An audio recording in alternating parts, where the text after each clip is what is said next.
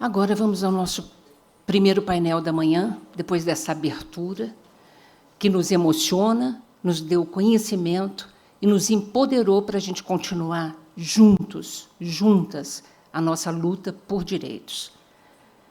Hoje, agora, aqui no nosso primeiro painel, o tema é impacto das epilepsias raras na dinâmica familiar, acolhimento de irmãos neurotípicos, apoio emocional, redes de suporte e inclusão na sociedade. Este é um espaço de escuta, reconhecimento e troca, onde cada história importa. Este painel será moderado e eu tenho a honra de convidar a doutora Luciana Midori.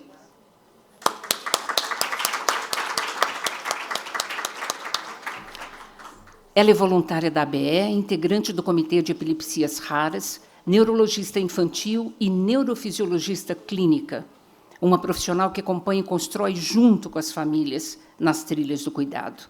Ela atua no Hospital Sírio-Libanês e no Hospital Municipal Menino Jesus, em São Paulo.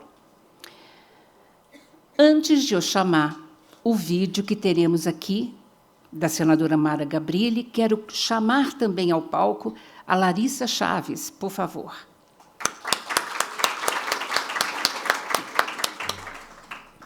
Ela é voluntária da ABE, integrante do Comitê de Epilepsias Raras, fundadora do Lennox Gastaut Brasil e mãe da Nina. Participam também neste painel online conosco Mariana Bonás, psicóloga, autora do livro Mães Atípicas e fundadora do Instituto de Psicologia da Maternidade Atípica. Também online conosco Amanda Cristina, educadora especial, fundadora da Aba Moving, um olhar sobre educação inclusiva. E contamos também, como já dito aqui na abertura, com a presença da deputada Andréa Werner. Por gentileza.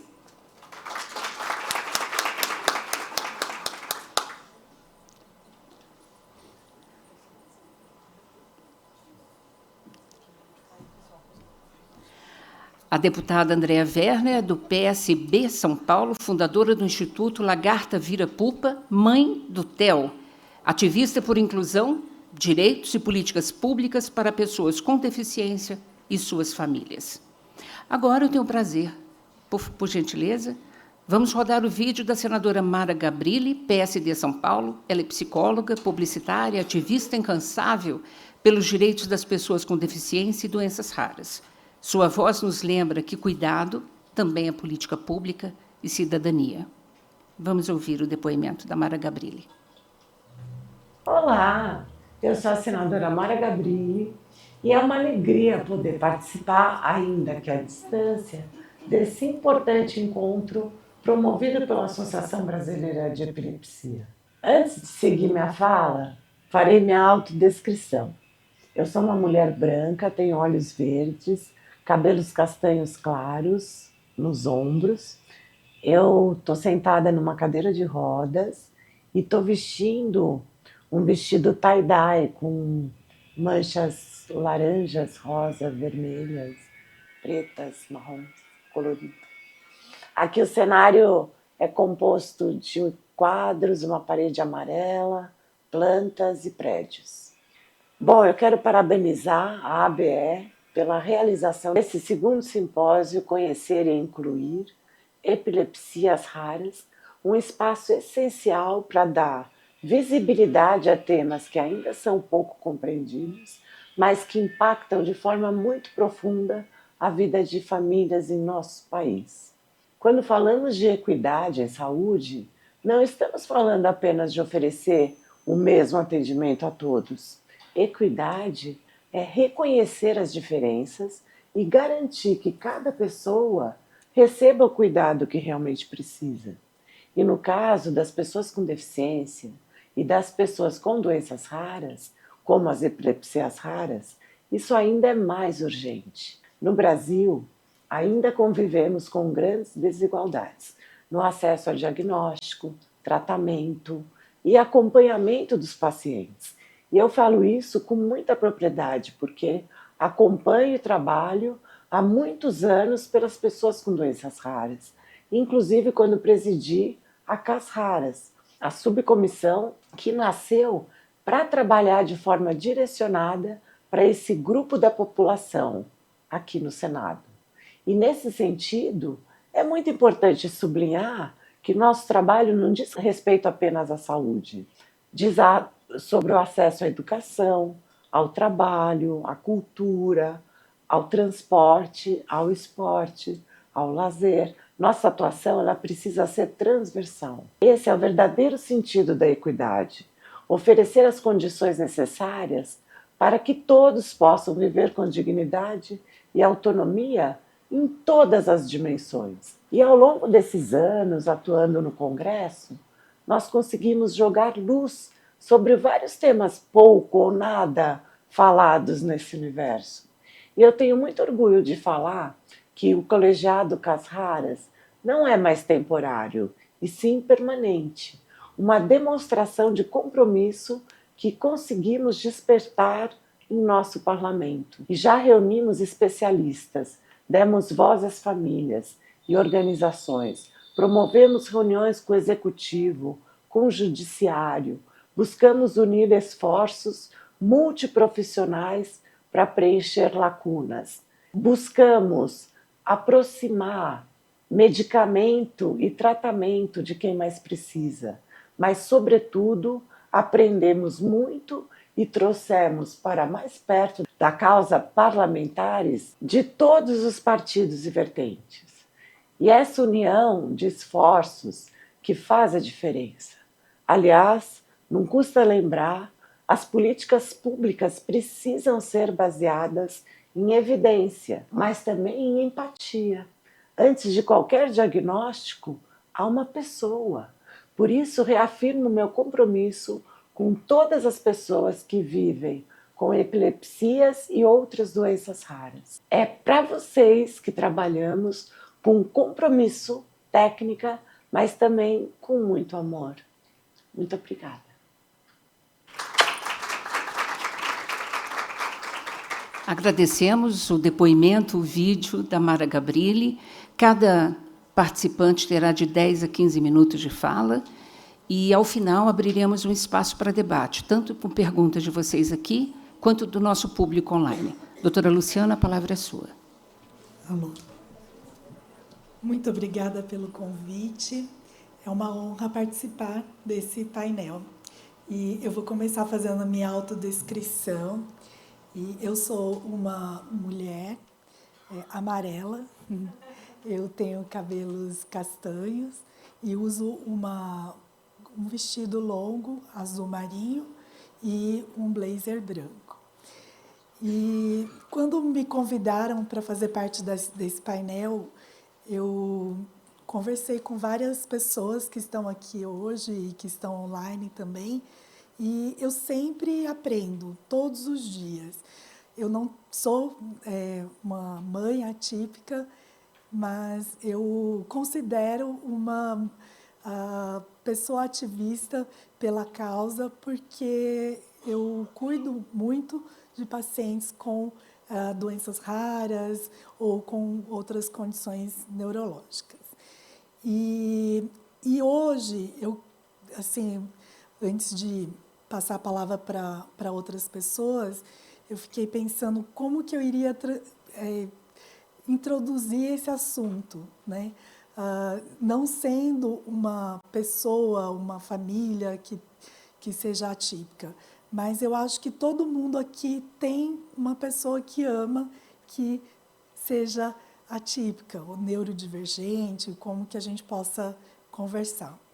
E você pode estar sentindo culpa, tristeza, se perguntando por que eu tenho, por que o meu filho tem aquela doença, né? Pode estar sentindo invisível, sobrecarregado, mas, ao mesmo tempo, como a Yohama falou, você pode estar sentindo também uma força que você nunca sentiu na sua vida e que talvez você não sentiria se você talvez não estivesse passando por aquilo.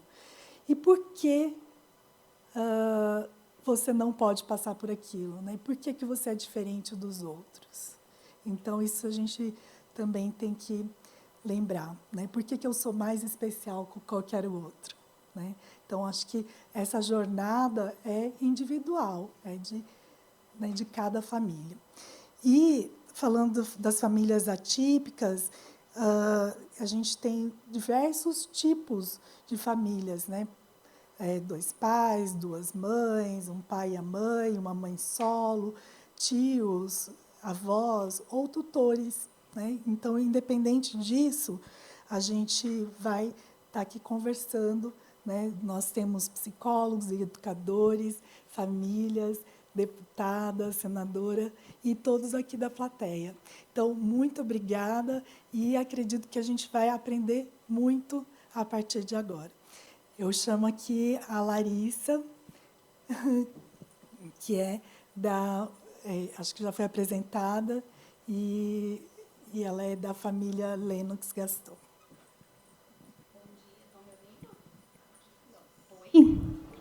Aí, acho que agora estão ouvindo. Bom dia, gente. Um prazer enorme estar aqui, mostrando a história da nossa família. E eu vou fazer minha audiodescrição antes de começar. Eu sou uma mulher branca, estou vestindo os cabelos louros até um pouco abaixo do ombro, estou usando um óculos bege, uma roupa branca com um casaco azul, onde se lê Lennox Gaston Brasil, eu apoio essa causa. Vou começar, então. Deixa eu experimentar como que funciona isso aqui. Aí, essa imagem. Eu resolvi colocar imagens porque eu acho que vai ilustrar bem a nossa jornada familiar. Essa imagem que estamos eu e os meus 3 filhos, observando uma imagem muito bonita. Então, tudo começa com um sonho de ter uma família, né? Eu já tinha um filho de 2 anos e meio quando decidi engravidar e soube que tem uma menina. E era um sonho muito grande para mim ter uma menina, né? Compartilhar com essa menina as coisas de menina que eu também vivi. E toda a expectativa que a gente faz, né? Vislumbrando um futuro assim iluminado, como que está nessa foto, né? Pintei um quadro maravilhoso e realmente passar para uma segunda gestação é bem diferente. Você tem muitas surpresas que você não vai viver de novo, você já viveu. Então, eu só esperava o melhor, e realmente foi uma gestação muito tranquila e um parto também muito tranquilo. E, quando a minha filha nasceu, eu me preparei, então, para continuar aprendendo sobre desenvolvimento infantil.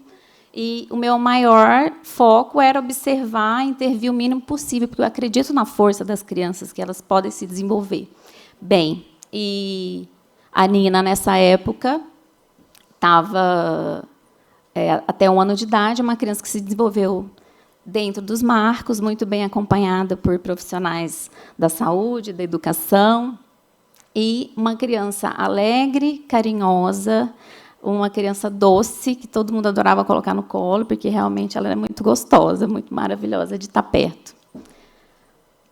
Mas, quando ela faz 1 ano de idade, então, a gente começa a observar espasmos, né? Então, num dia, eu a vi acordada, naquele momento em que a criança já está aprendendo a falar, está dando tchauzinho, já está começando a querer comer sozinha, e a gente incentivava muito isso nela, nos meus filhos. E ela apresentou, então, no primeiro dia, espasmos, né? Uma sequência de espasmos que, a princípio, a gente pensa que é um reflexo de Moro ou um movimento involuntário que não parece algo grave. Mas, no mesmo dia, esses espasmos se repetiram várias vezes. Então, observei aí 3 clusters, um atrás do outro, que durava ali uns 20 minutos, né? Já era uma coisa muito estranha. E isso me levou a procurar profissional rapidamente. E, na sexta-feira, eu já estava no consultório e, na segunda, eu já estava fazendo um EEG. Mas, já na segunda, ela já teve 30 episódios desse, né? São episódios em que fica ali repetindo aquele espasmo. E essa evolução ela foi rápida, né? Então, em até 6 meses, ali, a minha filha teve espasmo. No segundo mês, ela já apresentou ausência, drop ataques, e começou a ter lesões no rosto, na testa, cair, né? Porque a intensidade, a frequência daquelas crises era muito alta. E, nesse período, foi todo um processo diagnóstico que não definia exatamente o que ela tinha, mas dava uma suspeita, né? Espasmos infantis, síndrome de West, como se chamava antigamente. E há 6 meses, então, a gente tinha todas essas coisas juntas. Ali eu coloquei 50 vezes ao dia, mas a gente chegou a ter 100 por dia, né? Depois desses 6 meses aí. E depois de 1 ano, depois de 4 anos, eu tive o diagnóstico da síndrome de Lennox-Gastaut. E aí a gente percebe que, nesse período todo de 4 anos, eu não tive um momento de alívio. A minha filha tinha crise todos os dias, nessa média de 50, 100 por dia, tentando vários tratamentos, várias opções, e em busca de um diagnóstico mais preciso, de uma investigação. E a investigação chegou a Lennox-Gastaut, embora não tenha chegado a uma causa ainda. E eu vou falar na frente a importância dessa causa. Mas a gente chega numa situação de vida, de família, que você não está mais com uma doença que pode ser resolvida. Você se depara com uma realidade que é crônica. Então, quando eu recebi o diagnóstico de Lennox-Gastaut, a primeira coisa, antes até de receber esse diagnóstico, a gente já tem uma suspeita, né? E aí a gente fala, onde que a gente vai procurar informação? No Google. Péssima ideia. Mas, na época, era o que eu tinha. E essa realidade crônica traz para a gente consequências assim, imediatas, que são solidão, né? A gente vê que as famílias, os amigos se afastam. Os amigos, eles muito difícil lidar com uma coisa que não tem uma solução. Então, na conversa, as pessoas perguntam, como que ela está? Ela está bem? Ela melhorou? Eu, às vezes, não tenho essa disponibilidade de explicar o porquê que ela não melhorou, porque é uma doença grave que hoje não tem uma cura. E não só pessoas, famílias, pessoas leigas no assunto, mas profissionais também. Às vezes, eles sofrem de ver que isso não tem solução e, às vezes, a gente perde a oportunidade de aprofundar num tema porque não tem solução, então eu não vou nem atrás dessa solução para esse paciente. E as consequências acumuladas, que, para a gente, foi assim, ter que lidar com todo o impacto na família. Eu já tinha um filho de 3 anos e meio, que foi deixado um pouco de lado para que a gente pudesse se dedicar e peregrinar e ir atrás de tudo que a gente precisava ir para ela. E a gente passou a ser, então, especialista em uma epilepsia de difícil controle, em vários tipos de epilepsia. E hoje eu virei assim, uma pessoa que entende um pouco de justiça, como que a justiça consegue ajudar a gente, entende um pouco de regulação de medicamentos, desenvolvimento atípico, então, o que a gente precisa fazer para buscar essas melhorias de vida para a criança, né? E essas consequências vão além da sala de emergência, porque elas impactam diretamente no como a gente lida com a nossa família. A Elhama aqui falou, você esquece o medicamento, mas você esquece também de cuidar da agenda escolar do seu outro filho, você pode deixar passar compromissos importantes, você pode se sentir em falha com aquilo que mais importa para você, sendo mãe, sendo responsável por aquelas crianças. Aqui tem uma imagem de eu correndo com a Nina no colo e a comida espalhada no chão, porque é isso, a gente lida com uma emergência e essa emergência acaba interrompendo essa rotina dessa família como um todo, das crianças, né? E para um irmão se encontrar no meio dessa interrupção toda não é fácil. Uma criança de 3, 4 anos vivendo uma infância em que ele tem que ter uma maturidade forçada, né? Já teve caso do meu filho, quando eu engravidei do meu 3º filho, de amiguinho chegar para ele e falar assim, você acha que o seu irmãozinho vai ter a mesma coisa que a Nina? Como a gente ainda não tinha uma definição genética, sim, isso podia acontecer, quem sabe, né? E, para ele, com 6, 7 anos, é uma pergunta difícil de tanto ele responder para alguém, quanto para ele fazer para mim, né? E eu ter que falar alguma coisa para ele. E a gente percebe que ele acaba tendo que entender a si mesmo, e eu tenho que ajudá-lo a entender que tudo bem ele amar a irmã, mas, às vezes, ele sentir vergonha. Porque ele está na escola e a irmã tem uma convulsão. E ele fica assim, eu tenho que ajudar, eu tenho que falar. Não, eu tenho que ensiná-lo que tudo bem lidar com essa, talvez, incoerência, porque a gente é humano e o humano é complexo, a gente não sente uma coisa só. E eu sinto que ele precisou, então, se tornar um menino mais maduro antes da hora, né? E, realmente, eu falo para ele, sabe aquela história, você não é todo mundo, que a mãe fala para o filho? Então, você não é todo mundo, você convive com uma doença que é grave, você tem que lidar com sentimentos em relação à sua irmã, você tem sobre você a expectativa do cuidado no futuro, né? Porque tem isso. Tem pessoas que chegam para mim e falam assim, você não queria ter uma menininha, uma outra menininha? Porque eu tenho 2 meninos e a Nina. Porque uma menina vai cuidar da sua filha quando você for embora. E eu quero preparar os meus filhos para que eles saibam que, sim, eles podem cuidar da irmã, mas que eles não são obrigados a cuidar dela, né? E a gente prepara eles para que eles desenvolvam amor e sintam necessidade de cuidar da irmã, mas não sejam obrigados. A gente, então, diante dessa realidade familiar, a gente acaba normalizando o absurdo, que é você estar brincando com seu filho numa boa e a sua filha está tendo um drop ataque, uma queda de cabeça, que bate a cabeça e machuca, e ali a gente lida com a emergência, né, com aquilo que a gente precisa fazer naquele momento. Não dá para parar a vida. A vida não para que os nossos filhos tenham uma convulsão. Infelizmente. E o que foi muito difícil na nossa vida, então, foi lidar com todo um sistema que deixou de cuidar dos aspectos que essa família vive. Então, a gente vê que o preparo técnico é raso, mas que a falha humana mesmo, né, de contextualizar aquela família para que ela possa lidar com todos os desafios que ela vai enfrentar dali em diante, não existe, né? A gente tem uma noção de que deixa eu abrir aqui uma coisa, espera aí. A gente tem uma noção de que a questão é grave e que talvez não há nada para ser feito.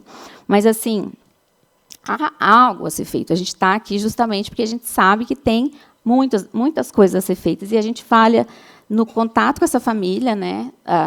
Em geral, a gente falha com o tempo de encaminhamento da criança do primeira convulsão até um diagnóstico, né? Ali a gente tem uma média na Lennox de 4 anos, 4 anos e meio. E a gente sabe que o tempo é muito crucial na determinação do futuro que essa criança vai ter depois, né? Então, se a gente for rápido, a gente pode mudar o curso de vida da criança desde o momento em que ela tem ali uma internação por um estado de mal, por uma convulsão, até ela chegar no diagnóstico correto e um encaminhamento para os tratamentos corretos, né? A gente quer também enfrentar a sociedade cheio de conhecimento, com conhecimento, porque a gente acaba caindo, por estar muito vulnerável, a gente acaba caindo nas mãos de programas e soluções rápidas, milagrosas, caríssimas.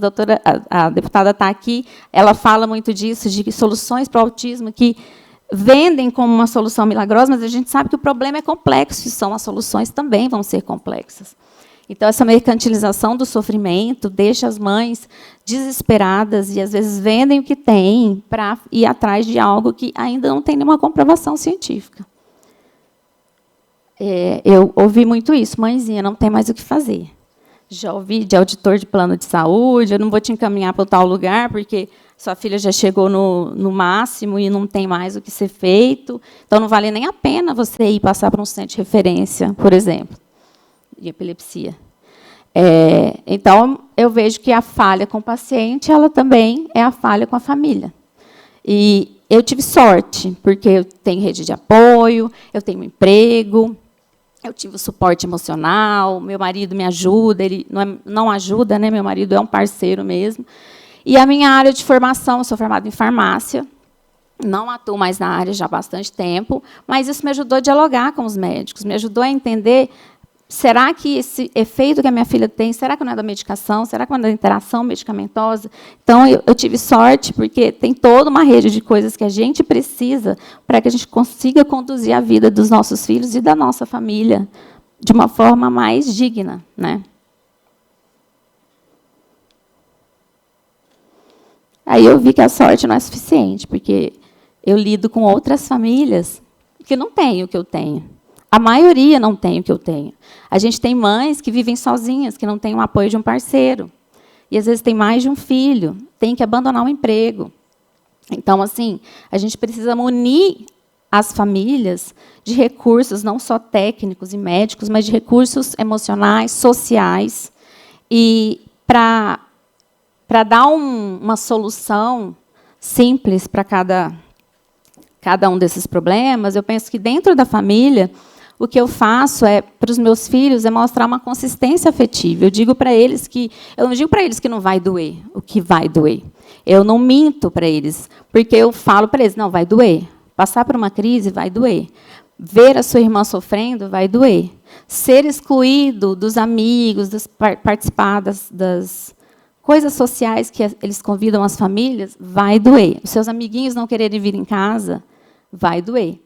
Mas eu estou aqui. Né? Eu estou aqui para enfrentar, para pegar na sua mão, enfrentar e te ajudar a passar esse deserto. E o sistema de saúde, a gente quer que ele olhe para a epilepsia rara, ali na infância, para a primeira detecção de uma possibilidade de refratariedade, como uma prioridade. A gente precisa olhar para isso como uma prioridade para que a gente evite esses desfechos em que eu já cheguei lá, eu já estou numa situação que eu tenho um monte de atraso cognitivo, eu tenho atraso motor, a criança já está no GTT. Por que a gente precisa esperar tanto tempo? Então, assim, precisa ser tratado com prioridade, precisa olhar para a etiologia, precisa ver que a gente tem um sistema inteiro de possibilidades de tratamento. A gente não tem só medicamento, a gente tem dieta, a gente tem cirurgia, e as famílias precisam saber disso no momento da consulta, no momento do diagnóstico. Opa. Por isso que eu peço para os profissionais que dão esse diagnóstico, que dizem para você, você tem essa doença é grave, você vai se deparar com a refratariedade, digam para eles que é difícil, mas que tem esperança. Não pode tirar a esperança na hora do diagnóstico. A gente quer ouvir a verdade, a gente não quer ser enganado, mas a gente quer que essa esperança de que há um futuro possível seja mantida. E, para as famílias, a gente acredita que a organização e união, que é o que a gente está fazendo aqui hoje, é fundamental para conseguir ter uma qualidade de vida para esse indivíduo, mas também ter um movimento coletivo que vai trazer um benefício não só para o seu filho, mas para todas as outras pessoas, e crianças e famílias que convivem com essa doença.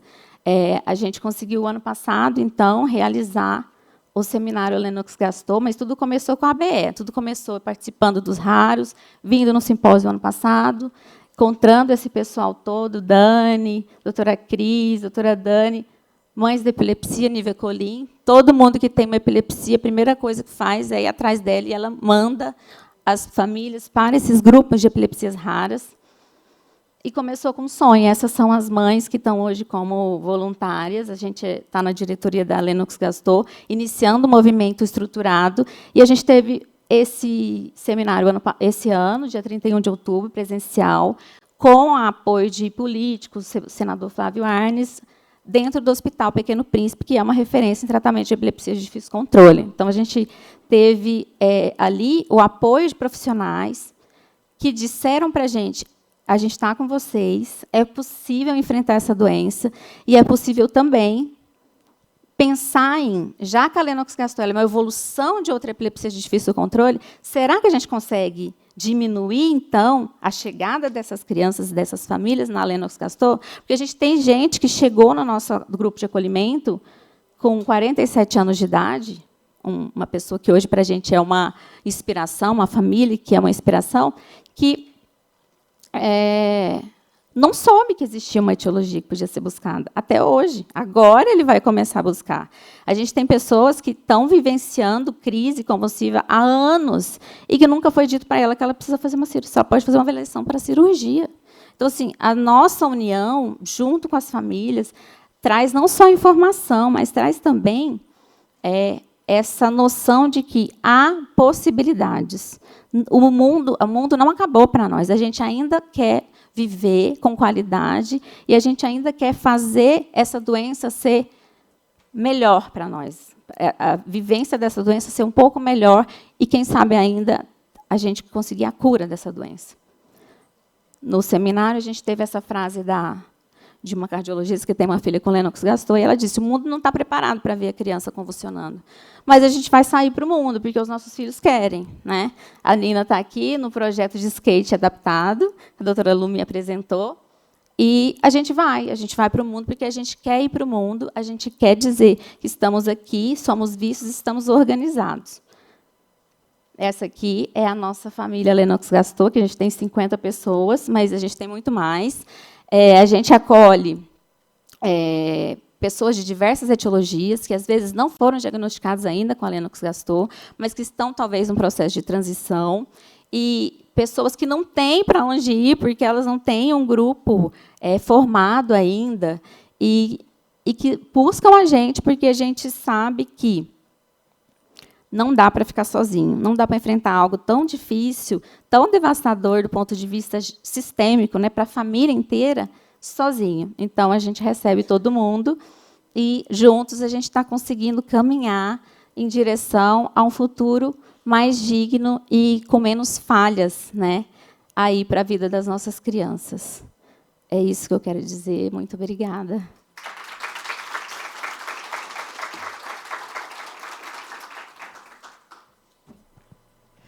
Obrigada, Larissa. Muito bom te ouvir. Agora eu chamo a Mariana Bonas, que está online. Deixa eu ver se ela... Oi, bom dia. Bom dia. Todo mundo está me ouvindo? Sim, está todo mundo me ouvindo? Ah, que bom. Gente, é um prazer estar aqui. Eu gostaria muito de estar presencial aí com vocês, mas infelizmente não consegui ir, porque eu não sou de São Paulo, mas quem sabe numa próxima. De qualquer forma, é muito bom participar. Antes de começar, eu quero fazer a minha autodescrição. Então, eu sou uma pessoa branca, de olhos verdes, cabelo cacheado, loira, o cabelo abaixo dos ombros, estou com o cabelo semi-preso, de óculos. Estou com um brinco pequeno, uma correntinha, uma blusa azul marinho, e o cenário que eu estou é o fundo aqui da minha clínica, que tem uma estante com alguns livros, vasinho de flores e coisas assim, e também uma cadeira de balanço com um abajur aceso.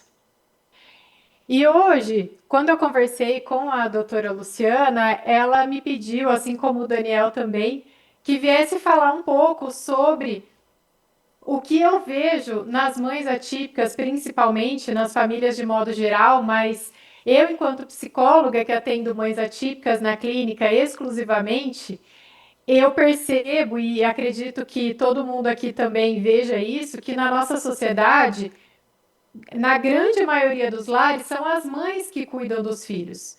Mesmo nas situações onde as mães são casadas e têm um marido, mesmo o marido participativo, como a Larissa comentou, e eu fico muito feliz quando temos maridos participativos, porque nem sempre, mas mesmo assim, a grande responsabilidade, na maioria das vezes, fica com as mães.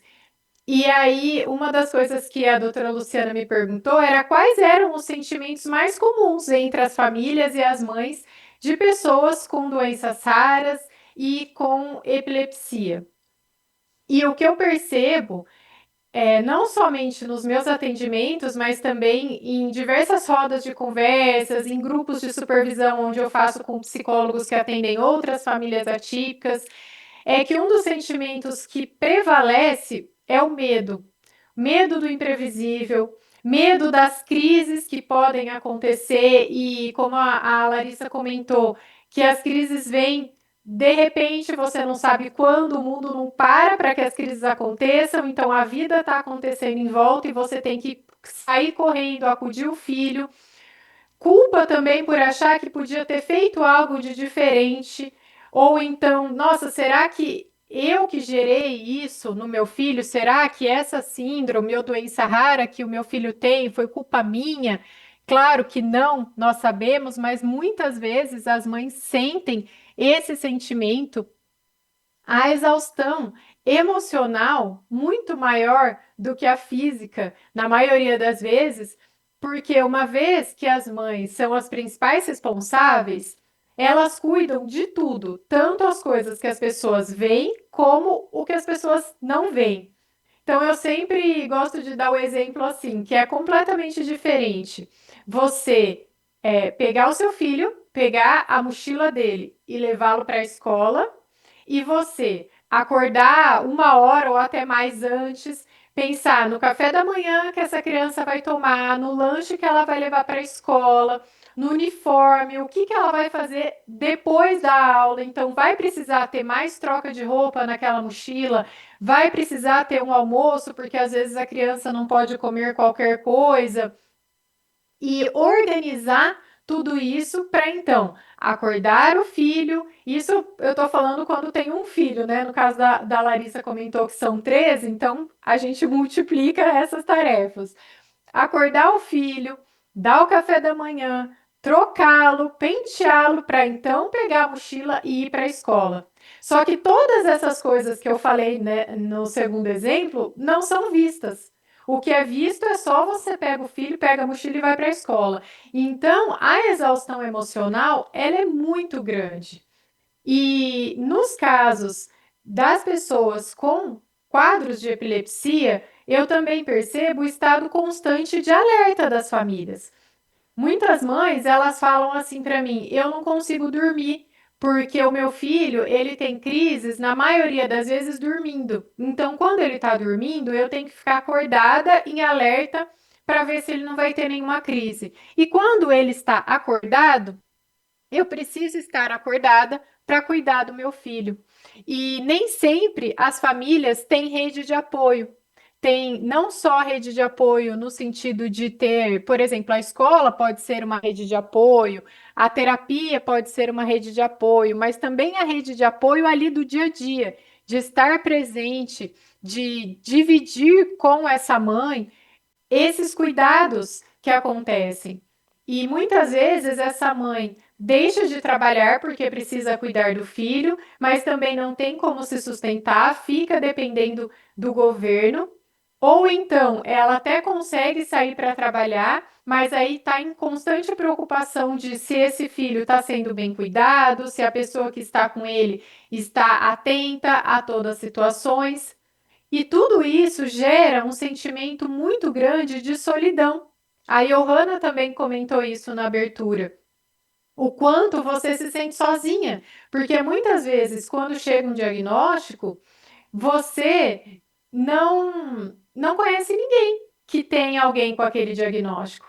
E aí você fica com a sensação de, puxa, eu vou viver isso aqui sozinha, só eu estou sentindo tudo isso. E é muito ruim nós termos esses sentimentos de solidão, até porque faz com que toda essa exaustão e toda essa carga mental fique ainda mais pesada, porque você não tem para quem conversar, para quem compartilhar o que você passa. E junto com todos esses sentimentos, vem desafios que são frequentes na vida dessas famílias. Então, de manejar crises, com relação a internações que muitas vezes são constantes, os efeitos colaterais dos medicamentos ou as interações, como a Larissa também comentou. Será que esse comportamento do meu filho é pela medicação? É um novo comportamento que surgiu devido ao diagnóstico? E lidar também com as possíveis regressões que as crises podem trazer. E esse também é um ponto que traz muito sofrimento para as famílias, porque quando a pessoa tem uma crise, não se sabe ao certo se ela vai ficar com alguma sequela ou não. Então vai depender, claro, do tempo da crise, como que ela está sendo manejada, enfim. E aí vem também esse medo de, nossa, será que meu filho vai regredir depois dessas crises?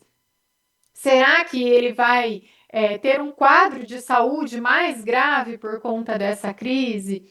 E tudo isso se mistura no dia a dia com outras tarefas que aquela pessoa vive. Até porque a mãe, ela não é só mãe, ela tem vários papéis como todos nós temos. Então, a mãe, ela é mãe, mas muitas vezes ela é filha, ela é amiga, ela é profissional, ela é esposa, é mulher. Então, aqui eu estou falando dos sentimentos e dos desafios voltados para o papel de mãe.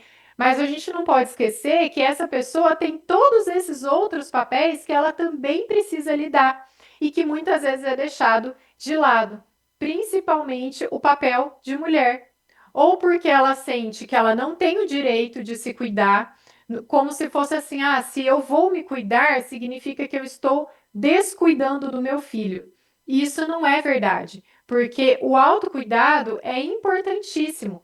Essa mulher precisa estar bem para que o papel de mãe também fique bem feito. Claro, eu sei que talvez vocês pensem assim: poxa, então se eu não me cuidar, você está querendo dizer que eu não estou cuidando bem do meu filho? Não, você vai estar cuidando do seu melhor, mas se você estiver bem, você consegue cuidar ainda melhor do seu filho. E quando a gente fala em autocuidado, muitas vezes a pessoa imagina assim: ah, autocuidado é quando eu tiver uma tarde livre para ir no cabeleireiro, para fazer massagem, e isso também é autocuidado. Mas não é só isso. Autocuidado também é a gente encontrar pequenos momentos no nosso dia para fazer algo por nós. E às vezes são coisas que para os outros podem até ser banais, mas faz diferença. Por exemplo, você assistir um trecho de uma série enquanto você está lavando louça, ou fazendo almoço, ou qualquer coisa que, nossa, eu não tenho tempo para sentar e assistir série. Tudo bem, mas será que você consegue assistir um pouquinho de série enquanto está fazendo alguma outra função? Ou então, uma coisa que até quando eu falo, as pessoas falam: nossa, Mariana, mas isso é o básico. É o básico, mas muitas mães não têm, que é pegar um prato de comida quente, sentar e comer. Muitas vezes as mães comem o que sobrou do prato dos filhos e a comida já está fria. Então também é autocuidado você ir lá rapidinho esquentar sua comida e sentir o prazer de comer uma comida quente do seu prato, a comida que você escolheu colocar. Então, procure encontrar na sua rotina esses pequenos momentos de autocuidado. Ouvir uma música, ouvir um podcast, mesmo que você perceba assim: ah, eu não vou ter tempo para parar para fazer. Tá bom, mas você consegue conciliar? Até porque existe uma técnica que é justamente você colocar uma coisa que você gosta junto de uma coisa que você não gosta tanto de fazer, porque é como se a coisa boa deixasse a coisa ruim não tão ruim assim. Então, por exemplo, ah, eu odeio lavar louça, mas quando eu tô lavando louça, eu tô assistindo um trecho da minha série. Ah, então lavar louça já não é mais tão chato. Então, use essa técnica aí no dia a dia para que você tenha pequenos momentos de autocuidado. Passar um batom, colocar um brinco, pentear o cabelo, olhar para o espelho e falar: puxa, olha só, eu me amo. Quem consegue fazer isso? Até gostaria que depois, quando vocês chegarem em casa, que vocês façam esse exercício de olhar para o espelho e falar em voz alta: eu me amo. Pode ser que seja bem desafiador, mas a gente precisa aprender a nos amar. E dentre esses desafios todos que eu estou falando aqui, outros também que aparecem é a questão do isolamento social, como a Larissa também comentou, que muitas vezes vocês passam a não ser mais convidados para algumas coisas, seja na escola, seja no grupo de amigos, sejam assim amigos que ainda são amigos, mas que têm outra realidade completamente diferente e que não conseguem entender, porque é muito longe da realidade deles o que você está passando. Então, o isolamento social, infelizmente, ele é muito frequente. E por isso que é importante buscar pessoas que passem por situações parecidas com a sua, para que você se sinta novamente acolhida. E falando agora um pouquinho sobre a importância do acolhimento psicológico e do porquê que compartilhar experiências é tão importante para quem vivencia essas situações, para quem tem filhos que tenham algum diagnóstico, seja de síndrome rara, de transtornos, de deficiência. Porque quando você tem esse acolhimento psicológico, seja ele por meio da terapia individual, da terapia em grupo, seja também por você encontrar, embora a gente saiba que é mais difícil, mas estamos trabalhando para melhorar isso no sistema público, para ter psicólogos que atendam famílias atípicas. Então, quando você tem esse espaço, é o lugar onde você pode falar o que você realmente sente e pensa, sem medo de julgamento, sem medo do que a pessoa vai falar para você. E é tão importante você poder falar: nossa, tá difícil, eu não tô aguentando mais. Ou então aquela ambivalência de sentimentos, que é: eu amo meu filho, mas eu não queria passar por essa situação. Eu não queria que fosse assim. E muitas vezes as famílias têm medo de falar isso, porque parece assim: nossa, se eu falar que eu não queria estar passando por isso, parece que eu estou rejeitando meu filho. E eu entendo que talvez em alguma situação as pessoas possam pensar isso, mas não tem nada a ver uma coisa com a outra. Você amar o seu filho e você não querer passar por essa situação é muito comum, é na verdade até esperado, porque quem vai querer ver o filho com esse sofrimento todo? E isso também gera muita culpa na mãe, no pai, quando sente isso. Então, por isso que é importante você ter esse momento que você pode compartilhar o que você está sentindo e pensando. Isso também ajuda a reduzir a sobrecarga emocional, porque permite para a mãe ou para a família entender que ela não está vivendo aquilo sozinha. Então, como é bom você ouvir de outras pessoas: eu também penso assim, eu também sinto dessa forma. E através da terapia, seja individual ou em grupo, você também pode aprender técnicas para ter mais qualidade de vida, para você aprender sobre regulação emocional, porque os desafios, eles continuarão acontecendo. Mas se você aprender a olhar para eles de maneira diferente, vai ajudar com que a sobrecarga emocional diminua. Então, mesmo que você vive com tudo aquilo que você tem que fazer, aquela correria da vida da mãe atípica, você pode aprender a olhar de maneiras diferentes e até mesmo, como eu falei, encontrar pequenos momentos de autocuidado que pode te ajudar a ter mais qualidade de vida. Por isso, se você hoje pensa assim: eu não tenho condições financeiras de pagar um psicólogo, ou então, seja para fazer individual, seja em grupo, busque famílias atípicas, seja em grupos online, seja em grupos presenciais, às vezes não necessariamente com o mesmo diagnóstico do seu filho, mas que vivenciem situações parecidas.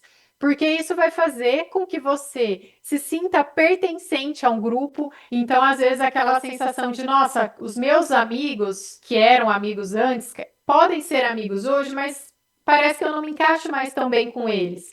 Então, busque novos amigos, até para que você também entenda que tudo que você passa é desafiador, é diferente do esperado, mas que muitas pessoas também passam por aquilo. E isso ajuda a fortalecer a autoestima, até porque você pode fazer novas amizades, o que é tão importante, e para que você tenha realmente uma rede, mesmo que virtual, para que você possa falar tudo o que você está sentindo, para que você desabafe, escute os outros. E, inclusive, se alguém que estiver participando aqui tiver vontade ou tiver até encaminhamento de médico que precise fazer atendimento psicológico e não tem condições financeiras, o que você pode fazer? Você pode buscar faculdades na sua cidade que tenham um curso de psicologia, porque aí eles oferecem atendimento. E se você não tem na sua cidade, enfim, você pode me procurar nas redes sociais, é Mariana Bonas, o meu arroba, que dentro do INPMA, que é o instituto que eu fundei de psicologia da maternidade atípica, nós temos um curso de capacitação em que psicólogos fazem esse curso. Então, quando chegam casos, eu sempre converso com esses psicólogos para a gente encontrar quem possa atender essas famílias e as mães, para que vocês não fiquem sem atendimento, tá? Porque é muito, muito importante que vocês cuidem da saúde emocional, porque pensar que para sempre vai ser assim, é muito tempo. Então, se os desafios a gente não consegue mudar, que a gente consiga, então, melhorar a qualidade de vida por meio de mais atendimentos psicológicos, para que vocês tenham uma vida mais leve dentro da realidade de cada uma. Então é isso, quero agradecer. Se alguém tiver alguma dúvida, eu estou à disposição.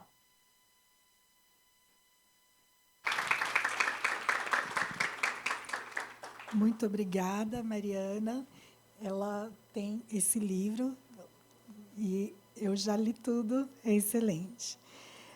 Eu vou chamar agora a Amanda Cristina, educadora especial, psicopedagoga, especialista em ABA, mestra em educação especial pela UFSCar e doutoranda em psicologia também pela UFSCar. E ela é fundadora do ABA Moving e atua também como supervisora, consultora e mentora em ABA. Também é palestrante e docente em cursos de pós-graduação de educação inclusiva e ABA. Muito obrigada, Amanda. Bom dia, pessoal. Opa, estão me ouvindo bem? Sim. Um prazer estar aqui. Quero agradecer o convite da ABE, inclusive a Larissa representando esse convite. Mais uma vez, é sempre um prazer falar sobre a minha experiência pessoal. Hoje eu estou aqui como irmã, mais ainda do que como profissional. E eu vou contar um pouco da minha audiodescrição. Eu sou uma mulher branca, estou usando um óculos de armação escura, olhos castanhos, cabelos castanhos, e atrás de mim tem uma estante com alguns livros e itens de decoração. Bom, o nome do meu irmão é Guilherme, e o título da minha palestra hoje é O Amor e a Ciência Melhorando Vidas. Eu acho que são as duas principais coisas que fizeram diferença na nossa trajetória, e um pouco do que eu vou contar aqui para vocês hoje é justamente sobre como isso aconteceu. Bom, acho que é legal contar para vocês que a primeira experiência de infância, a minha primeira memória, né, de experiência do Guilherme na primeira convulsão que eu tenho, a gente tinha ido numa situação de uma pesca em família. Então, tinha ido várias pessoas da família, a gente tinha ido pescar. E aí a gente tinha entrado no lago, né, que tinha girinos. Na minha cabeça infantil, o girino havia entrado no ouvido do Guilherme e isso causou a convulsão dele. Então, quando a gente começa a experienciar as crises, é muito difícil, porque naquela época, gente, o Guilherme hoje tem 29 anos, tá? Naquela época, a gente não tinha internet, a gente não tinha muita tecnologia, acesso, né, a serviços de saúde, inclusive, para compreender tudo isso. A gente teve, eu vi a Larissa falando de sorte, né? E eu acho que a gente começa a olhar para a nossa trajetória e começa a ver as coisas boas também, que facilitaram ou não o nosso caminho. E uma delas é que minha mãe é uma funcionária pública do estado de São Paulo, atuando num serviço de saúde. Então, a minha mãe, de certa forma, tinha um conhecimento e acesso a algumas informações, mas ainda assim restrito, né? Porque uma coisa é você ter acesso a conhecer pessoas, estar nesse ambiente, outra coisa é você ter o serviço ali disponível. Mas o Guilherme, ele teve um acompanhamento desde a infância no IANSP, né? Pelo IANSP, então ele foi atendido no Hospital do Servidor Público aí de São Paulo. Isso facilitou muito a trajetória de tratamento do Guilherme, mas também foi desafiador, porque a gente não morava em São Paulo, a gente morava numa outra cidade, a gente demorava muitas horas para o Guilherme ter acesso a qualquer tipo de consulta, seja médica, psicológica ou qualquer outro tipo de terapias. E essa trajetória, né, de infância e adolescência, ela foi um grande divisor, assim, na minha vida. É um marco muito importante na minha vida, porque a gente começa a aprender ali, depois de uma certa idade, a como lidar com a questão da crise, né, da epilepsia em si. Mas no caso do Guilherme, ele também tem, além da síndrome Lennox-Gastaut, ele tem autismo e deficiência intelectual. Então, foram dois momentos marcantes, né? O momento de entender a epilepsia e o momento de entender uma pessoa com deficiência na família. Os desafios, eles vão variando, e eu diria que na infância, a maior parte dos desafios foi... Eu brinco que foi meu primeiro contato com tutoria de pares, né? eu tive que desenvolver muito da minha liderança e da minha maturidade, né? Muito antes do meu grupo, né, de idade cronológica, justamente porque eu tinha, né? Eu tinha esse olhar, esse cuidado pelo meu irmão, esse amor pelo meu irmão, que fazia com que eu quisesse buscar como ajudá-lo. Então, desde pequenininha, eu sempre fui uma das líderes dos grupos de brincadeiras, né, de atividades ali do grupo, pensando em como incluir o meu irmão. Então, isso sempre foi natural, assim, para mim. Obviamente que as contingências ali do nosso contexto vai fazendo isso acontecer, mas, de maneira geral, a infância foi um processo bem tranquilo, de certa forma, no sentido de minha mãe teve uma vivência de muito cuidado comigo, né? Enquanto irmã típica. Eu sou mais velha, né? Eu tenho 33 anos, o Gui tem 29, são 4 anos de diferença. E a minha mãe, a Júlia, que está aqui na foto, ela sempre se preocupou com isso, né? Das minhas necessidades, dos meus interesses, da minha potencialidade, das responsabilidades que podiam vir ou não, de acordo com o que eu tinha idade para poder fazer. E eu brinco que ela foi a maior terapeuta, a maior médica que a gente poderia ter, porque de fato foi a busca dela incansável por soluções, ainda que a gente não tivesse uma cura, mas por soluções, né? Dentro do que a gente tinha acesso naquele momento. Então, a minha mãe sempre se preocupou em ter momentos só comigo. A minha mãe sempre se preocupou em conversar sobre os meus interesses. A minha mãe sempre se preocupou em ter a visão sobre as coisas que eu era muito boa em fazer e me dar acesso a essas possibilidades. Então, tudo isso foi muito importante para que o nível de responsabilidade que eu tinha, porque é natural numa família típica, que os irmãos típicos tenham uma sobrecarga de tarefas que nem sempre são adequadas para ele, um nível de responsabilidade que nem sempre são adequadas para ele. E um pai e uma mãe, quando faz isso com um filho típico, é simplesmente pela necessidade, né, da família, da dinâmica familiar funcionar. Mas a minha mãe teve esse cuidado.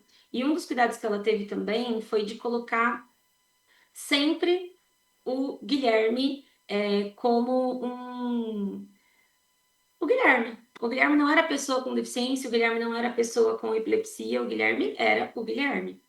E a partir dessa experiência é que a gente foi construindo aí o meu processo de profissionalização. Eu acho que isso não é o esperado para todo irmão, né? Típico. Essa foi a minha trajetória, o meu processo, mas eu me interessei por entender essa área, por buscar o conhecimento nessa área. Então, o Gui esteve em todas as etapas, todas as dedicatórias da minha graduação, do TCC da minha graduação, minha dissertação de mestrado e da minha tese do doutorado foram para o meu irmão. E isso, obviamente, é a minha história, gente, como eu digo, não coloquem esse peso nos irmãos típicos, tá? Mas isso para mim não foi um peso, para mim foi uma escolha profissional e hoje é um dos meus objetivos dentro da minha prática profissional de levar esse conhecimento sobre a epilepsia, porque a maior parte dos profissionais formados nos cursos de psicologia, pedagogia, entre outros de saúde e educação, não conhecem a epilepsia, não entendem uma crise do jeito que deveriam entender para poder servir aquela criança no momento que ela precisa. Então, dentro dessas condições, eu sempre falo que o amor entre os irmãos, né, ele é uma das coisas que mais fizeram diferença, obviamente, pelas experiências, mas a profissionalização que eu consegui atingir, né, na minha juventude e hoje na vida adulta continuada, facilitaram muito para que eu conseguisse ajudar não só o meu irmão e mudar a vida da minha família através da minha profissionalização, mas também a de muitas outras famílias.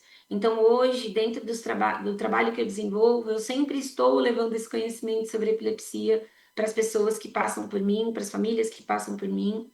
O Guilherme, ele é um rapaz extremamente alegre. O Guilherme é muito carinhoso e o Guilherme ainda tem várias potencialidades que a gente desenvolve. Isso nunca deixou de acontecer dentro da nossa casa e fora dela. Uma das maiores preocupações da minha mãe e minha como irmã já adulta, né, foi entender o que o Guilherme era capaz e como a gente poderia oportunizar para que isso acontecesse. Então, o Guilherme, ele sabe várias habilidades de funcionais, né? Por exemplo, lavar uma louça, lavar um tapete, como eu coloco aqui na foto. E ele também sabe ser feliz, soltar uma pipa, assistir um filme, interagir com a família. Então, ele tem várias habilidades funcionais que tornaram a vida adulta dele muito mais fácil. Mas, para aquelas situações em que as crises acontecem, ainda é um desafio. Uma coisa é você pegar uma criança pequena e fazer todo o processo que você tem que fazer, outra coisa é um adulto de quase 1,90 m, né? Então, esse estado de alerta enquanto irmã nunca passa.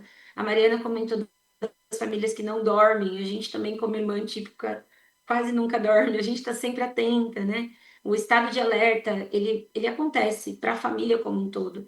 E essa vivência de você olhar para a potencialidade do que eles podem naquele momento, obviamente, o Guilherme, quando tem uma convulsão tônico-clônica, ele chega a perder um pouco de habilidades, depois elas vão voltando gradualmente. Então, nesse processo de pós-crise, a gente vai dando mais ajudas, a gente vai dando mais suporte. Nos momentos que ele não necessita dessa ajuda, a gente tira essa ajuda e bora lá, você consegue, faça, né? Então, essa oportunidade dentro da potencialidade dele sempre foi uma busca incessante da minha família. E uma outra questão que fez muita diferença foi a forma com que a família mais ampla também participou desse processo de inclusão do Guilherme, porque a inclusão começa em casa, né? E dentro disso, a minha família teve seus desafios, cada um ali dentro entendendo quem era o Guilherme, como a epilepsia acontecia e como a deficiência acontecia dentro da nossa família. Mas eu posso dizer que o Guilherme tem uma família que soube ser rede de apoio. É uma família que entende as necessidades dele e o apoia dentro daquilo que ele precisa, assim como chama atenção naquilo que ele precisa, né? E ainda, gente, eu finalizo a minha fala hoje só trazendo uma reflexão de que, como irmã, assim, um dos valores inegociáveis para mim é a qualidade de vida do Guilherme, a felicidade dele e, obviamente, a qualidade de vida ela está associada à ciência, né? A gente não pode ignorar a importância da medicina, a importância da farmacologia, da psicologia, da terapia ocupacional, da educação, dos profissionais da educação. Sem isso, a trajetória do Guilherme não teria sido qual foi. Talvez o Guilherme, talvez o Guilherme hoje não soubesse ler uma receita e fazer uma receita, ainda que simples, né, dentro da potencialidade dele, óbvio. Então, essas pessoas passaram pela vida da gente e ainda passam, a gente ainda conta com a generosidade de muitos profissionais e com os serviços de muitos profissionais. Mas se não fosse a ciência, a gente não teria esse sorriso, essa vida que ele leva hoje, além, claro, dos desafios que a gente vive com ele, a gente tem muitas coisas positivas dentro disso. A gente encontrou, no meio de tantas dificuldades, no meio de tantos desafios, de tanta dor, um sofrimento menor, né? E eu acho que a separação entre dor e sofrimento para o irmão típico, ele é muito importante. E quero agradecer por estar aqui hoje. Obrigada pela atenção.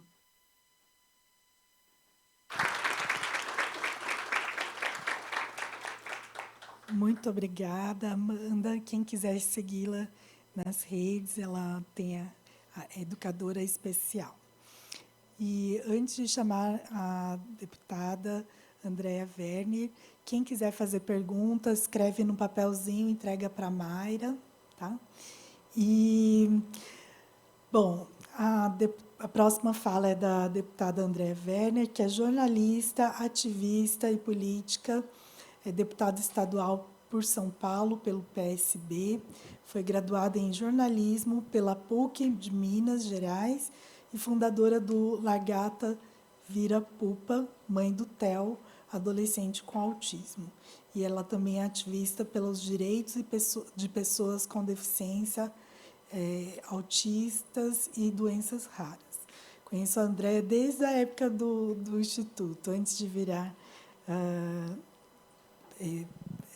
vereadora e depois deputada. Só deputada, já foi direto para deputada, né? Então, tá bom. Muito obrigada, Andréa.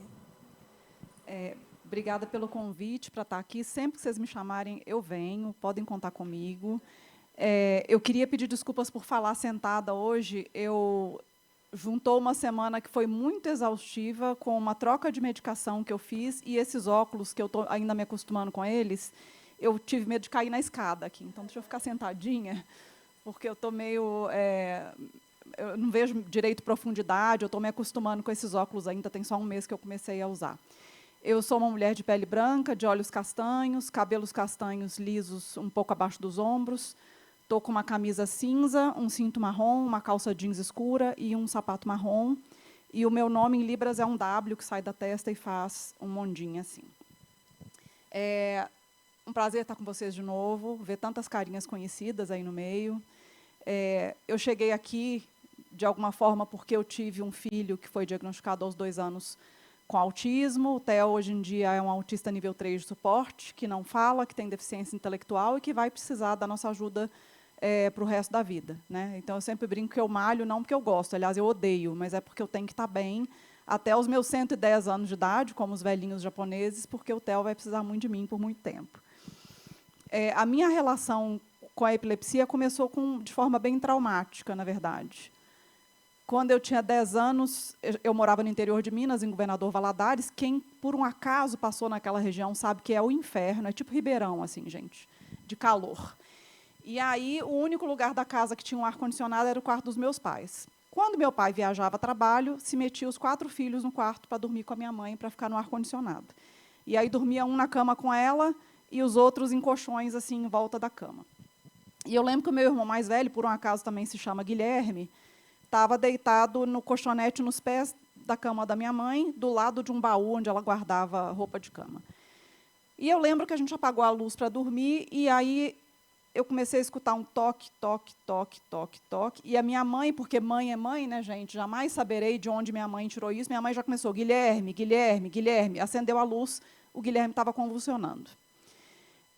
Eu jamais vou esquecer aquela cena, porque foi extremamente traumática, porque minha mãe se jogou em cima dele no desespero, porque ele estava mordendo um pedaço da língua, e ela estava tentando abrir a boca dele, e ele pegou os dedos dela. Ela perdeu todas as unhas depois. Caíram as unhas dela. E ela começou a gritar para eu pedir ajuda, para alguém pedir ajuda, e aí eu desci de pijama, porque tinha um vizinho nosso num prédiozinho do lado que era oftalmo. É médico, já trabalhou de clínico geral, né? Então, eu lembro que eu desci de pijama mesmo e comecei a martelar o interfone dele. Era de madrugada, não sei que horas que era, mas, enfim. Ele desceu, ele foi lá, viu o Guilherme, deu um gardenal para o Guilherme e falou, ó, ele vai ficar bem, de manhã vocês levem para o hospital. E aí, aquela situação bem chata, ninguém conseguia dormir direito, sei que minha mãe apagou a luz, deu um tempo, começou o toque, toque, toque de novo, o Guilherme estava convulsionando de novo.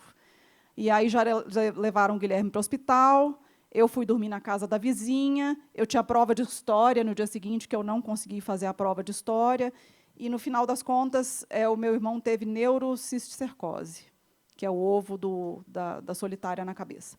Ele teve que tomar remédio por muitos anos, mas não se repetiu mais. Mas, desde então, eu tinha um trauma muito profundo dessa coisa de pessoa em crise convulsiva. O tempo passou. O meu filho foi diagnosticado com autismo, eu criei o Lagarta Vira-Pupa lá em 2012, e eu comecei a conviver com muitas mães atípicas de todos os tipos de atipicidade, né? Inclusive, uma amiga minha que tem uma filha com paralisia cerebral, um dia me visitou, e eu lembro que a Anne convulsionou várias vezes durante o período que estava lá em casa, e eu tentando aparentar normalidade, porque aquilo era meio traumático para mim. Mas eu acho que foi a convivência com as mães atípicas, que tinham filhos com epilepsia, que foi tirando esse trauma de mim, de eu tentar enxergar que, olha, a mãe está tranquila, eu posso ficar tranquila também. Eu tentando me regular emocionalmente com as mães, sabe? Era mais ou menos isso que eu ia fazendo. No final das contas, aos 47 anos, eu fui diagnosticada com autismo também. Vocês podem ver que eu mexo muito o pé, mexo muito as mãos. E, aos 47 anos, eu também descobri que uma tia minha, muito querida, já falecida, irmã do meu pai, eu lembro muito de chegar na casa dela quando a gente era criança e o meu tio falar assim, a sua tia tomou remédio, ela está deitada, então vocês não fazem muito barulho, não, mas era só o que eu sabia. Uma vez, há muito tempo atrás, eu conversando com a minha mãe, ninguém sabia de fato que minha tia tinha. Ela chegou a ser diagnosticada com bipolaridade, aí tacavam um remédio nela, aí não dava certo, é esquizofrenia. Tacavam um remédio e ela vivia meio dopada, aquela pessoa extremamente amorosa, que eu lembro do abraço dela até hoje. E aí, aos 47 anos, conversando com a minha prima, filha dessa tia, a Nilda, ela me contou que a mãe tinha epilepsia e que tomava muito remédio por causa disso. E eu fui pensando, por que eu fui descobrir só aos 47 anos? Provavelmente porque o meu pai veio da roça mesmo, meu pai é de Frutal, gente, Triângulo Mineiro, e tanto os pais dele quanto essa minha tia moravam em casinhas assim do lado da estrada, aquela casinha que não tem forração, que tem aquele chão vermelhão, eram pessoas muito humildes, e aquilo, naquela época, era um estigma terrível. Né? Ninguém falava sobre isso. Inclusive, meu pai tinha um irmão com esquizofrenia, que passou grande parte da vida institucionalizado, e não se falava muito sobre isso, porque era muito estigmatizante naquela época. Né? E esse é um dos motivos pelos quais eu só fui descobrir depois de velha. E, com o Lagarta, com a vida de deputada, eu fui agregando amigas com síndrome de Dravet, com várias condições, com os filhos. Né? Quando eu morei em Londres, em 2013, eu conheci uma brasileira que estava lá, porque ela me seguia no Lagarta, ela ficou sabendo que eu estava lá e foi pedir para a gente tomar um café, alguma coisa assim. E aí eu lembro que a gente sentou no café e eu já bati o olho nela e falei, meu Deus, que pessoa cansada. Sabe quando você vê a pessoa é derretida, aquela expressão facial derretida. E aí ela me contou, eu não lembro se o filho dela, que inclusive ia na mesma escola que o Theo ia, se ele tinha Dravet ou se ele tinha Lennox-Gastaut, mas ele usava um capacete, porque ele caía com muita frequência. Então, ele estava sempre com aquele capacete, e ela me contou que ela não dormia, porque ele convulsionava muito à noite, ela tinha muito medo dele broncoaspirar, então ela entrou em depressão, ela tinha ideação suicida, e aí ela processou o Estado lá, processou a rainha, na época, para poder ter uma cuidadora em casa. Então, ia uma enfermeira na casa dela 3 vezes por semana, dormir lá, para que ela pudesse dormir e descansar, por causa dessa condição do filho. E foi aí que eu comecei a entender a dureza da vida das mães. E eu falo mães porque a gente sabe que muitas vezes os pais vão embora, né, gente? É muito comum isso. Das mães atípicas de filhos que têm epilepsia. Conheci mais tarde uma outra amiga que o filho tem Dravet e que me falou, se ele começar a suar, ele convulsiona. Agora, como você fala para uma criança para não brincar porque ela vai suar? E aí ela vai convulsionar. Então, como você faz com essa situação? Né? Mais tarde, já no gabinete, a Aline tem um filho, a Aline, que é minha assessora, tem um filho com uma síndrome rara, também tem Lennox-Gastaut, também convulsiona muito, acabou de passar pela cirurgia da epilepsia, e foi aí que eu fui descobrir a possibilidade, né, um dia visitando aqui o ambulatório da Unifesp, a possibilidade dessa cirurgia, que muitas pessoas só descobrem muito tarde, depois que a vida já ficou totalmente comprometida, que não consegue emprego, que não tem vida social, que não namora, que não nada, só descobrem muito mais tarde que tem essa possibilidade dessa cirurgia. Então, eu posso dizer que a gente evoluiu desde a época da minha tia, que ninguém falava o que tinha. A gente evoluiu porque, hoje em dia, além de não ter tanto estigma, a gente tem redes sociais. Então, as pessoas se encontram, formam comunidades, assim como foi o Lagarta lá atrás, hoje você tem comunidades de vários tipos de doenças raras e por aí vai. E falar a respeito faz com que os outros ouçam, mesmo que eles não estejam muito afim. Né, eu, lá no início do Lagarta, eu falava isso, não querem me ouvir, mas vão ter que ouvir. Eu sinto muito que a gente vai falar. Nossos filhos existem, eles têm direitos. Então, isso é muito falado hoje em dia. Mas, gente, a precariedade de políticas públicas para as famílias e para as pessoas que têm essas condições ainda é muito gritante. Muito gritante. Teve uma das palestrantes que falou, que eu não vou lembrar quem foi, você. Qual o seu nome mesmo? Larissa. A Larissa falou que perguntaram para ela, mas você não vai ter uma outra filha? Porque aí ela vai cuidar da sua filha. De onde vem essa cultura que quem cuida é a mulher? Ou só a mulher? Né? Por que isso? O filho não pode ajudar? O filho não pode... E eu lembro que o meu avô teve Alzheimer, e na casa da minha mãe são 3 irmãs e o meu tio. Quem cuidava eram as filhas. E eu cresci ouvindo os meus pais falarem, que bom que eu tive 2 filhos, mas que eu tive 2 filhas, porque quem cuida dos pais quando ficam idosos são as filhas. E, hoje em dia, eu vejo que isso é uma coisa muito colocada na nossa cabeça, né? Tanto na das mulheres quanto dos homens, que quem cuida é a mulher. E talvez, eu fico aqui com a provocação, talvez seja por isso que é tão fácil para alguns homens, quando vem um diagnóstico desse de um filho, falar, tchau, não sei lidar com isso, mas você... é mulher, você vai saber. E, na verdade, a gente não tem escolha. A gente não tem escolha. Né? Uma vez eu recebi um vereador lá do Espírito Santo no meu gabinete, com lação do autismo aqui, e ele me contando que estava entrando na causa porque o filho de um amigo foi diagnosticado com autismo, e ele ficou muito tocado, porque esse amigo ficava no trabalho até 10 horas da noite, não ia para casa, aí um dia ele chegou para esse amigo e falou, vai para casa, fica lá com o seu filho, com a sua esposa. Aí o amigo falou com ele, não, eu não consigo ficar vendo este filho, porque me dói muito as expectativas que eu criei. Então, eu ficar vendo ele, é muito doloroso. E ele me contando isso, achando que eu ia me compadecer. Eu só virei e falei assim, é engraçado, né? Porque para ele ficar no trabalho até às 11 da noite, tinha alguém com o menino. Quem será que era? Será que as mulheres têm essa escolha? Não tem escolha, gente. Não tem escolha. Então, eu acho que faltam ainda muitas políticas públicas pensando nas cuidadoras também. A primeira história que eu escutei em Londres de uma mãe que não dormia por causa do filho que convulsionava foi só a primeira. Eu ouvi muitas depois. E outro dia, teve um dia desse que eu falei na caixinha a respeito, no Instagram, e apareceram várias outras mães de filhos com epilepsia que não dormem. Quem não dorme fica com a saúde mental, até com a cognição prejudicada. Como que a gente quer que essa pessoa cuide bem se essa pessoa não consegue nem dormir? O problema, e aqui pegando até com algumas falas que o Tony fez aqui quando ele estava aqui ainda, são vários problemas, na verdade, quando a gente está falando de política. Um deles é, não sei se é uma questão brasileira, mas eu posso dizer que aqui no nosso país não se faz política pública pensando em longo prazo. Não se faz, gente. Se fosse isso, o autista teria intervenção precoce, porque a gente sabe que intervenção precoce baseada em evidências vai gerar um adulto com mais autonomia que vai depender menos da assistência social. Não se faz isso. Não se faz política para diagnóstico precoce de pessoas com doenças raras. A gente tem pouquíssimos geneticistas no país inteiro. No SUS, então, menos ainda.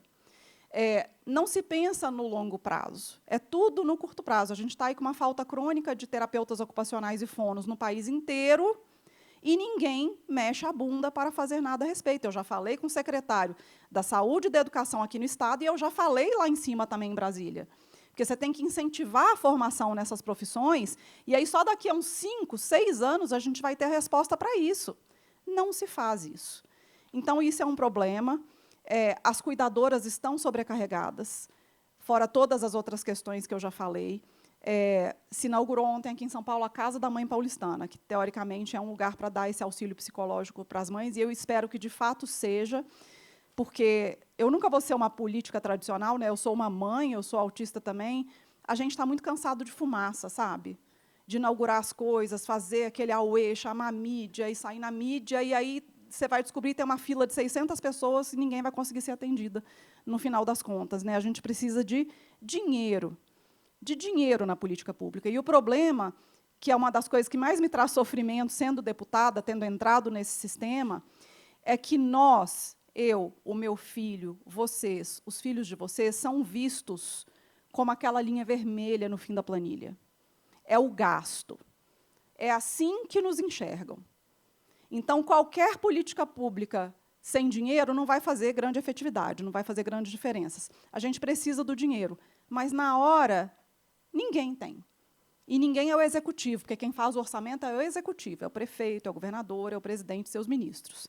Nunca tem dinheiro para ampliar o atendimento no SUS. E no SUS a gente tem uma bola de neve que é terrível, um ciclo vicioso que é. Lá atrás teve um lobby muito poderoso das operadoras de planos de saúde para diminuir o financiamento no SUS para que as pessoas comprassem plano de saúde. Muita gente comprou plano de saúde. Aí agora o lobby dos planos de saúde é para eles atenderem cada vez menos e sobrecarregar o SUS. Então, vocês entendem que o negócio, a conta não fecha?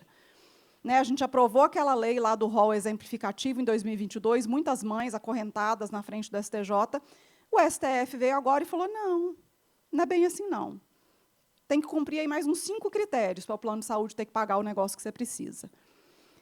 Então, está uma situação muito difícil, porque isso cabe para as doenças raras também, com o tema 1234 do STF.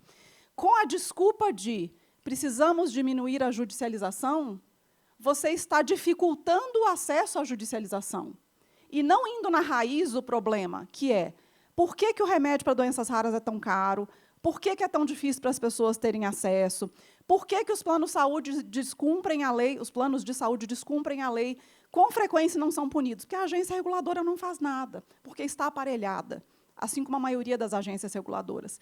Então, eu queria primeiro terminar aqui, que já acabou meu tempo, dizendo que o nosso gabinete está aberto para vocês sempre. A gente luta por políticas públicas reais. É uma coisa muito difícil, porque, eu não lembro se foi o Tony ou se foi a doutora Maria Alice que falou que político não faz nada que não dê voto. Eu dou minha cara a tapa todo dia por coisa que não dá voto, gente, mas porque eu sei que é importante, porque eu vivo isso, tem gente no gabinete que vive isso. Então, a gente vai brigar por isso, mas eu peço a vocês também, ano que vem tem eleições. Por que as agências reguladoras estão aparelhadas? Porque quem é colocado lá passa pelo crivo de vários deputados federais e senadores. Se esse deputado federal, esse senador, é da bancada dos planos de saúde, ele não vai botar alguém na ANS que vai lutar para que os planos de saúde cumpram a lei. E isso é só um exemplo. O Ministério da Saúde é cheio de cargo importante que quem nomeia é deputado, é senador. Todos os ministérios funcionam assim. O ministro não tem tanta autonomia assim, porque tem muita gente em cargo-chave ali de segundo escalão que é colocado por deputado e senador, que muitas vezes recebe dinheiro de lobbies diversos. Então, tenham cuidado ano que vem nas eleições, ao votar. Entendam quem é essa pessoa, como que ela votou nas coisas que são importantes para a causa. Se ela não era política ainda, o que ela veio fazendo pela causa, mesmo sem ser política, para que a gente consiga melhorar o legislativo, para que a gente consiga melhorar a situação das famílias, porque o orçamento veio ruim, o legislativo tem braço suficiente para falar, não, nós vamos botar uma emenda aqui que vai aumentar o valor para o SUS, que vai aumentar o valor para doenças raras. Mas a gente tem que ter muita gente no legislativo com essa disposição, senão fica igual eu andando com um papelzinho pedindo assinatura lá na LESP e não tem um santo para assinar, para me apoiar quando a gente quer colocar emendas no que realmente interessa. Então, fica esse alerta aí. De novo, contem com o gabinete, a gente está à disposição. Ah, só para terminar, mandei emenda já para o ambulatório de epilepsia de Piracicaba e vou mandar agora. Estou mandando nessa próxima leva de emendas do ano que vem para o ambulatório aqui da Unifesp, do Hospital São Paulo.